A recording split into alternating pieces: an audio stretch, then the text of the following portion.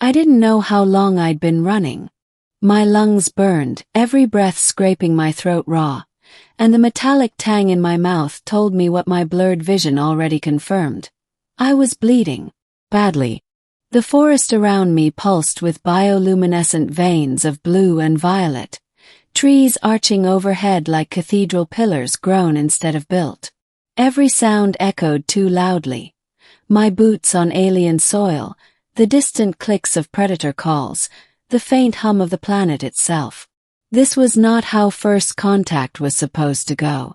The Vanguard had broken apart in orbit, torn open by a storm no sensor had predicted.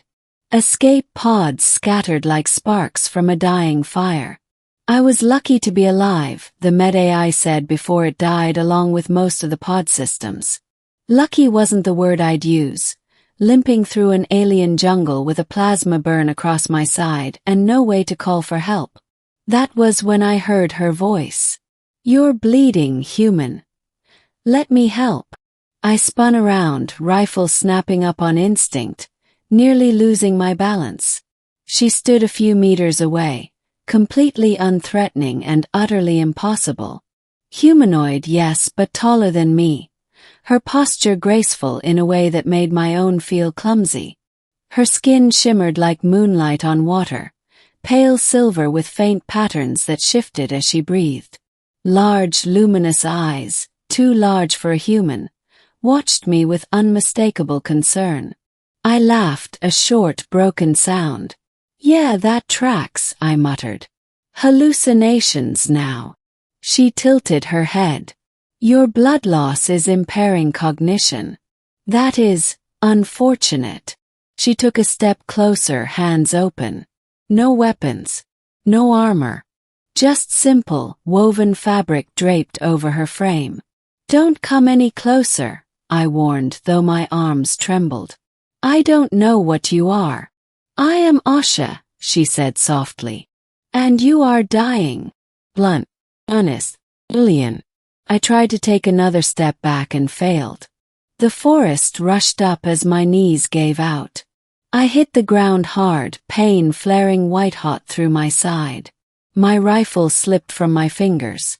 Asha was beside me instantly, movements fluid, practiced. She pressed something cool against my wound. I hissed, then froze as the pain began to fade. "What are you doing?" I demanded. "Helping," she replied simply.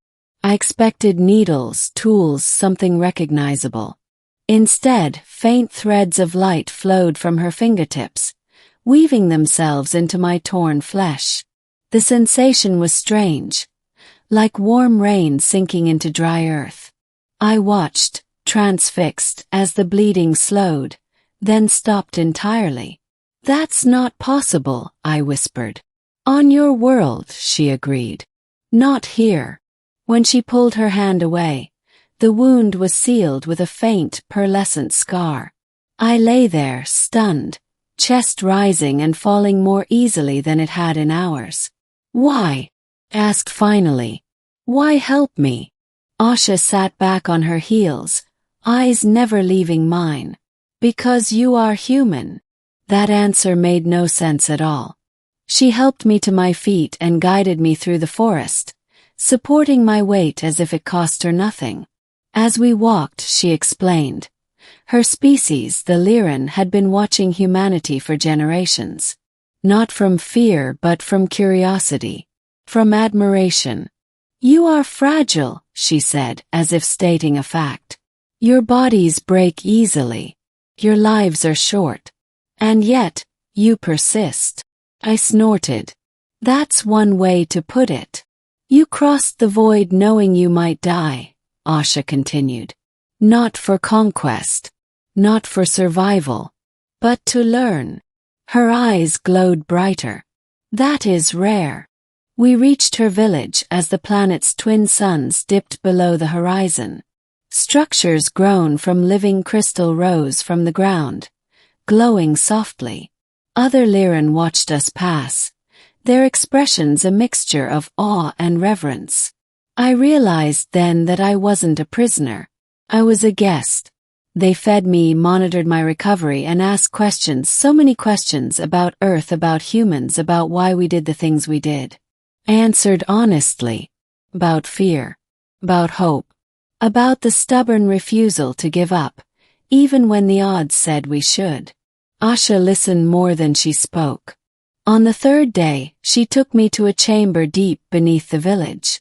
At its center hovered a massive, pulsating structure of light. "This is why we helped you," she said quietly. The structure was a map of the galaxy. Dots flared and dimmed, entire civilizations rising and falling in accelerated time. "We have seen this cycle repeat," Asha said. "Species grow powerful.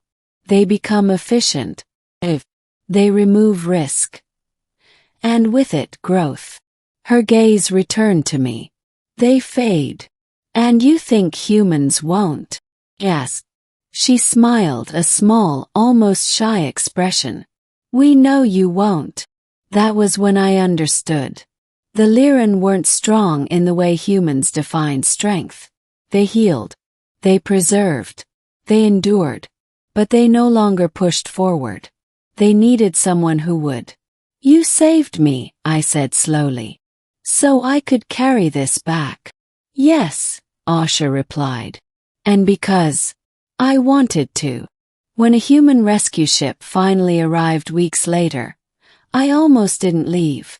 Asha walked with me to the edge of the clearing where it set down, the engines roaring like thunder. "Will we see you again?" "Yes." She placed her hand over my heart, right above the scar she'd healed.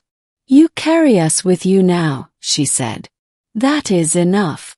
As the ship lifted off, I looked down at the glowing forest and the silver-skinned girl who had changed everything. Humanity had always believed it would reach the stars alone. We were wrong. And somehow that made us stronger than ever. The debrief on Earth lasted 12 hours. Generals, scientists, diplomats, all of them stared at the holograms I brought back, at the scar on my side that no Earth technology could explain. They asked about weapons, about defenses, about whether the Lyran could be a threat. I told them the truth. "They don't conquer," I said. "They endure. And they chose us because we don't."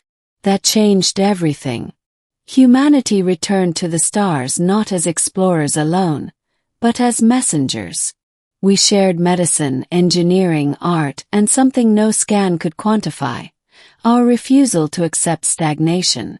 Where other civilizations had grown cautious and quiet, humans brought noise, failure, argument, and relentless forward motion.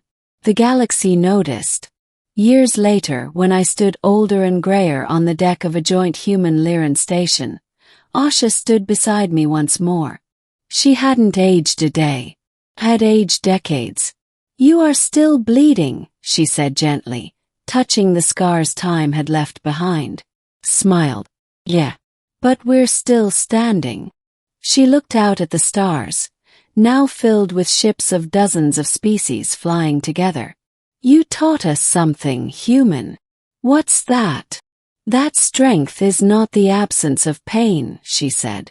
"It is choosing to move forward while bleeding." As my time finally came, surrounded by friends from worlds once separated by light years and fear, I realized the truth of first contact. Humanity was never special because we were strongest. We were special because we were wounded, fragile, and brave enough to keep going anyway. And the galaxy would never be the same again.